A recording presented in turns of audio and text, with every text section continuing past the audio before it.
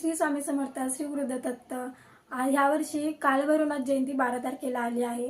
तर आपण कालभैरव अष्टकची सेवा कशी करायची हे मी तुम्हाला थोडक्यात सांगते। तर कालभैरव अष्टकची सेवा आपल्याला कालभैरवनाथ मंदिरात जाऊन करायची आहे। तिथं गेल्यानंतर हातात सोललेला नारळ, 1 रुपयाचं नाणं घ्यायचं, कालभैरव अष्टक 11 वेळा किंवा 21 वेळा बोलायचं। त्यानंतर तो नारळ आपल्याला मंदिरात ठेवायचा, 1 रुपयाचं नाणं घेऊन घरी यायचं। ते नाणं आपण आपल्या तुळशी वृंदावनात पुरायचं। तुळशी वृंदावनासमोर पण आपण 1 वेळा किंवा 11 वेळा कालभैरव अष्टक बोलू शकतो।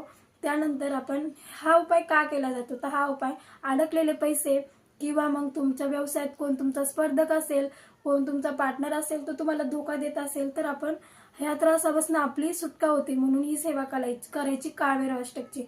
त्यानंतर काळ्या कुत्र्याला आपल्याला गोड चपाती खाऊ घालायची आहे।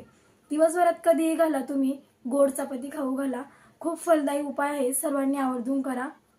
कालभैरवाचं वाहन आहे, कालभैरवनाथांचं हे काळं कुत्र वाहन आहे म्हणून काळ्या कुत्र्याला गोड चपाती खाऊ घालायची असते।